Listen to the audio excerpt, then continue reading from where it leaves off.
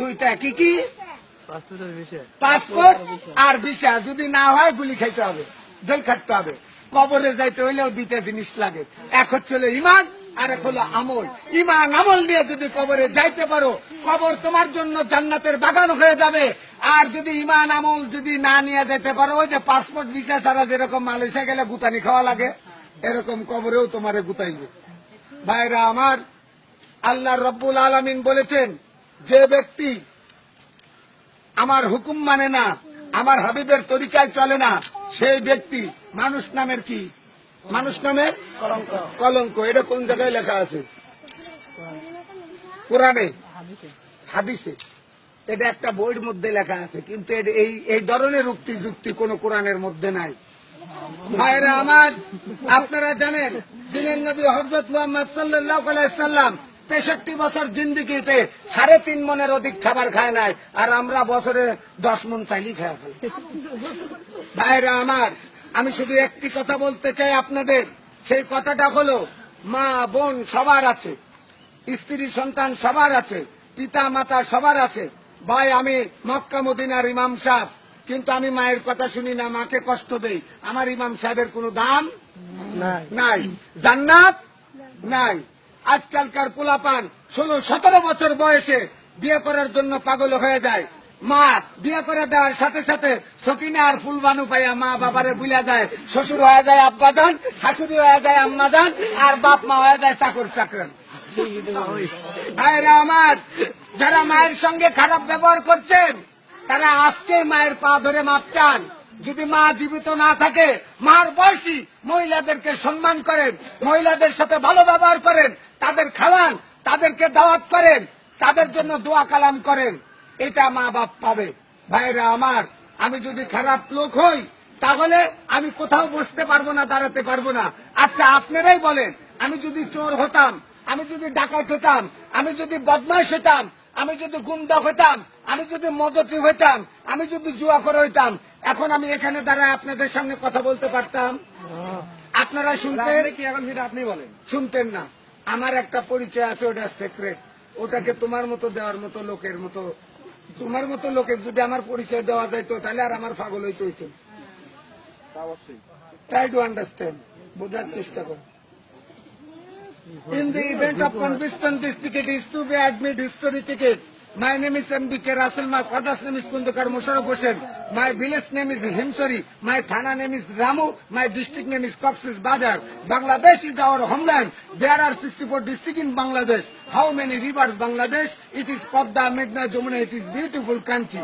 I love my country, but it is not beautiful country. It is tip of Bangladesh. Bangladesh is habit is the second nature. অভ্যাস হচ্ছে দ্বিতীয় প্রকৃতি।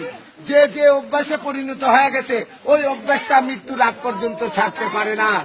ভাইরা আমার, আমাদের দেশের সরকার ঘোষণা করে দিয়েছিল, বাংলার মানুষ, আপনারা কি 10 টাকা সের চাল খেতে চান? বাংলার মানুষ বোকা, খায়া গেল ধোকা, বলে যে চাই, কয় তাহলে আমাদেরকে ভোট দেন, আমরা 10 টাকা সের চাল খাওয়াবো।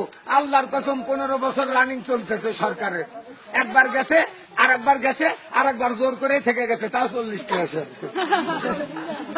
সরকার কথা দিয়ে কথা রাখে না। আমি আপনাকে কথা দিয়ে কথা রাখি না, আপনি ওনাকে কথা দিয়ে কথা রাখেন না, কিন্তু আল্লাহ যে কথা বলে সে কথা রাখে কিনা ভাই? যে ব্যক্তি এতেমামের সহিত গুরুত্ব সহকারে 5 ওয়াক্ত নামাজ জামাতে বাঁধিয়া পড়িবে, আল্লাহ তাআলা তাকে 5টি জিনিস পুরস্কৃত করবে। 1 নাম্বার, রিজিকের অভাব দূর করে দিবে। 2 নাম্বার, কবর আযাব মাফ করে দিবে। 3 নাম্বার, ডাইনাতে আমলনামা দিবে। 4 নাম্বার, বিজলির আকারে ফুলসুরতের পুল পার করে দিবে। 5 নাম্বার, বিনা হিসেবে নিজ জিম্মাদারিতে আল্লাহ জান্নাতে দিয়ে দিবে। ও ভাই, জান্নাতের দাম কত জানেন?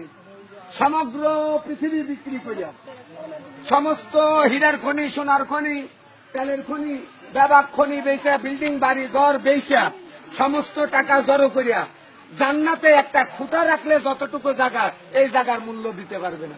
এত বড় একটা দামি জান্নাত আল্লাহ আমাকে আপনাকে দিবে। ভাই, আমার সামনে, আপনার সামনে যদি একটা কুত্তার বাচ্চা সাঁতার জানে না, ওই পানির ভিতরে পড়ে যায়, আমরা বাঁচানোর চেষ্টা করব না? ঘৃণা করব না? যদি মনুষ্যত্ব থাকে যে আল্লাহর সৃষ্টি প্রাণী, এ মরবে কেন, বাঁচানোর চেষ্টা করব। তা আল্লাহ এত সুন্দর করে, এত মোহাব্বত করে তার বান্দাকে বানাইছে আগুনে পোড়ানোর জন্য, কি সুখে শান্তিতে রাখার জন্য। কিন্তু এই বান্দা যদি নিজের সুখ নিজে না চায়, নিজের সুখের কাজ নিজে যদি না করে, তাহলে কারোর দোষ দেওয়া যাবে না। দুনিয়ার বুকের আমি চুরি করছি, আমার শাস্তি হবে কিনা? আমি মার্ডার করছি, আমার শাস্তি হবে কিনা? হবে কিনা? হবে। হ্যাঁ, এইরকম দুনিয়াতে আল্লাহ আমাদের যে কাজের জন্য পাঠাইছে, পুরুষের দায়মি ফরজ হলো 3টা। পুরুষের দায়মি ফরজ কয়টা? 3টা। দায়মি ফরজ মানে অবশ্যই অবশ্যই পালন করতে হবে। 1 নাম্বার পাক পবিত্র থাকা, 2 নাম্বার ঈমান আমলে থাকা, 3 নাম্বার নাভির উপর হইতে আঁটুর নিচ পর্যন্ত ঢাকিয়া রাখা। দায়মি ফরজ, মেয়েদের দায়মি ফরজ 5টা, 2টা বেশি। পাক পবিত্র থাকা, ঈমান আমলে থাকা, মাথার চান্দি হইতে পার তালুয়া পর্যন্ত ঢাকিয়ে রাখা, তারপরে স্বামীর খেদমত করা, আর স্বামীর মালামাল হেফাজত রাখা। স্বামীর অর্ডার ছাড়া ভিক্ষা দেওয়া নিষেধ। আর এখনকার বৌদিরা তো স্বামীর জিনিসপত্র টোপলা বান্ধা মারবা।